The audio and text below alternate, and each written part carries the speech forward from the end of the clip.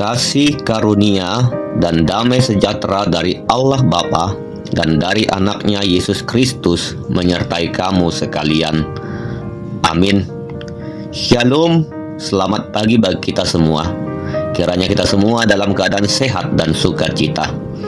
Mari kita mendengarkan firman Tuhan yang menjadi renungan harian pada hari ini, Jumat 6 Februari 2026, sesuai dengan Almanak HKBP yang tertulis di Nehemia pasal yang kedua ayat 20. Demikian firman Tuhan, tetapi jawabku kepada mereka, Allah semesta langit, dialah yang membuat kami berhasil. Kami hamba-hambanya akan bangkit dan membangun, tetapi kamu tidak mempunyai bagian, hak atau kenangan di Yerusalem.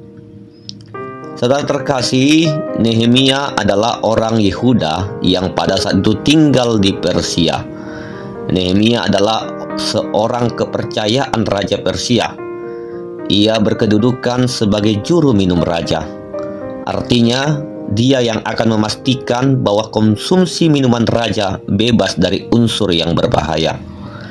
Posisi jabatan ini menunjukkan bahwa Nehemia adalah orang yang dipercaya oleh raja.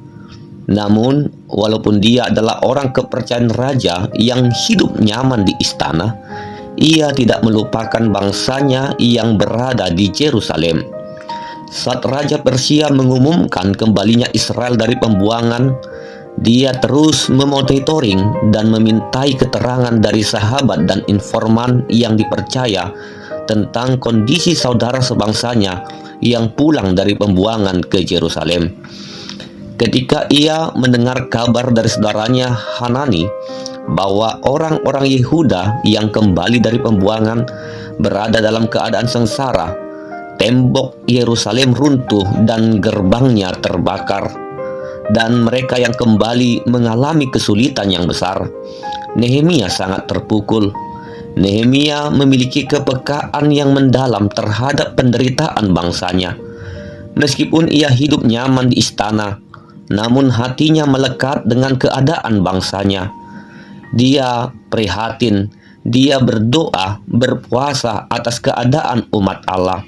Keprihatinan yang mendalam inilah yang membuat Nehemia tergerak untuk memberanikan diri menghadap raja untuk membangun kembali tembok Yerusalem. Dan Raja Persia memberikan izin kepada Nehemia untuk membangun kembali Yerusalem. Akan tetapi niat baik Nehemia untuk membangun kembali tembok Yerusalem mendapat hambatan.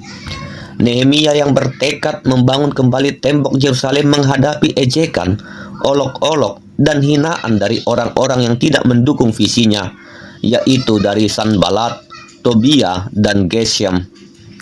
Namun, jawaban Nehemia menunjukkan satu hal yang luar biasa. Keyakinan kepada Allah membuatnya yakin dan teguh untuk membangun kembali tembok Yerusalem. Nehemia berkata, Allah semesta langit, dialah yang membuat kami berhasil. Nehemia tidak berkata, kami pintar, kami kuat, kami punya strategi. Tetapi dia berkata, Allah yang membuat kami berhasil. Ini mengajarkan bahwa setiap keberhasilan sejati dalam hidup orang percaya berasal dari Tuhan, bukan dari kekuatan sendiri. Nehemia juga tidak berhenti karena olok-olok dan hinaan. Ia berkata, kami akan bangkit dan membangun. Saudara terkasih, dalam kehidupan ini kita pasti pernah menghadapi tantangan, penolakan, dan suara yang meremehkan dan merendahkan kita, serta hinaan-hinaan yang kita terima dari orang yang lain. Akan tetapi, melalui firman Tuhan hari ini, Tuhan mengajak kita untuk tetap mengandalkan Tuhan dalam setiap rencana-rencana kita. Tetap setia pada panggilan, meski tidak semua orang mendukung, bahkan walaupun kita mendapat ejekan dan juga hinaan. Ingat, jika Tuhan yang memanggil, Tuhan jugalah yang akan memampukan kita. Jika Tuhan yang menyertai, tidak ada yang bisa menghalangi. Maka hari ini Tuhan berkata kepada kita, bangkitlah dan tetap membangun. Jangan takut, jangan menyerah, jangan berhenti untuk terus melakukan hal-hal baik di tengah-tengah kehidupan kita.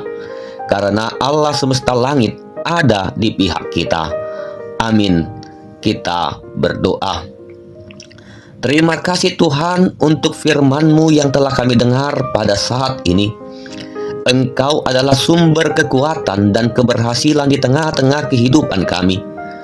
Kuatkan kami untuk tidak takut menghadapi tantangan dan penolakan. Berikan kepada kami keberanian seperti Nehemia untuk bangkit dan tetap membangun hidup yang sesuai dengan kehendak-Mu.